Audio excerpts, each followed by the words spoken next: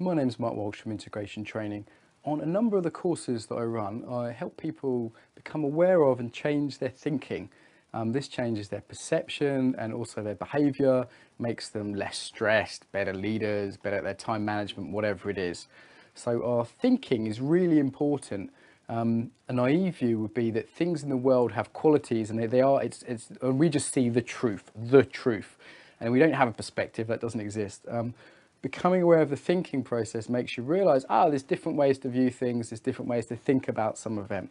So let's give an example.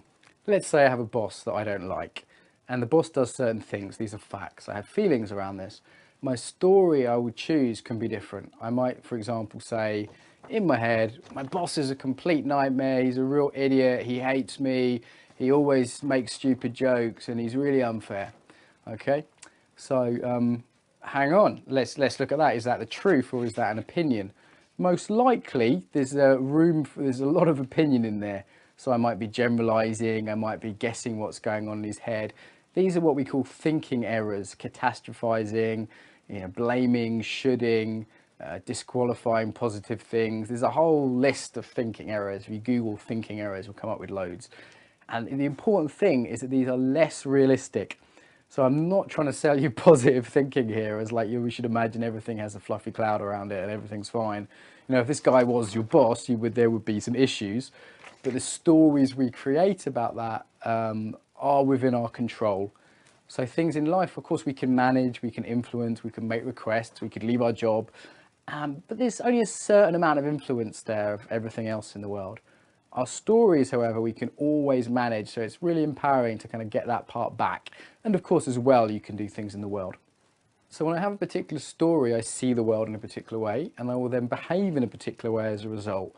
So if I think my boss is stressed, and sometimes he doesn't act great because he's stressed, as opposed to just he's an asshole, that's going to really change how compassionate I am to him, for example. Equally, as we do this, as we change our stories, our perceptions and behavior change, we're viewed differently. So that's going to change that relationship with my boss.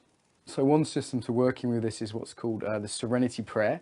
And you don't have to be religious, it just comes from that context. It's used a lot in 12-step programs.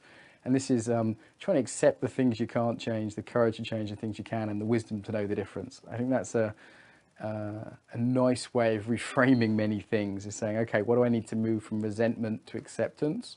What do I need to move from apathy to action? Another one my colleague Roger Mills came up with is what we call the stun technique. So in the stun technique, the first thing you need to do is spot your thinking.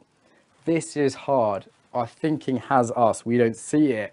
And it can be really helpful to talk to a friend, to have a coach or a therapist or a mentor, someone else that can go, hang on, is that really true? Spot your opinions, separate them out from the facts. That's the next stage, is to say what's true. So we're trying to be as realistic as possible here. Again, it's not about pretending something's happening. It's about realism. What's true in any given case? The next thing we might ask is what's useful. Is it practical? Is it compassionate to hold a particular view? And if it's not, then hold another one that's true. Again, it might be that locus of control, that idea of, I have some efficacy, I have some power, I have some influence, I'm not a victim.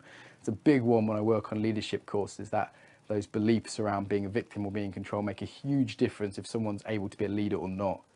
STU and N is new. So finding a new story, one which fits the facts and resonates for you. So in this way, we go from being victims of our thinking is just like the weather, it just happens to us, to being more aware and then be able to manage our thinking to more skillful ways. You could go through the same process with imagery as well as the kind of verbal thinking. Athletes, for example, will use a lot of this useful imagery before a race.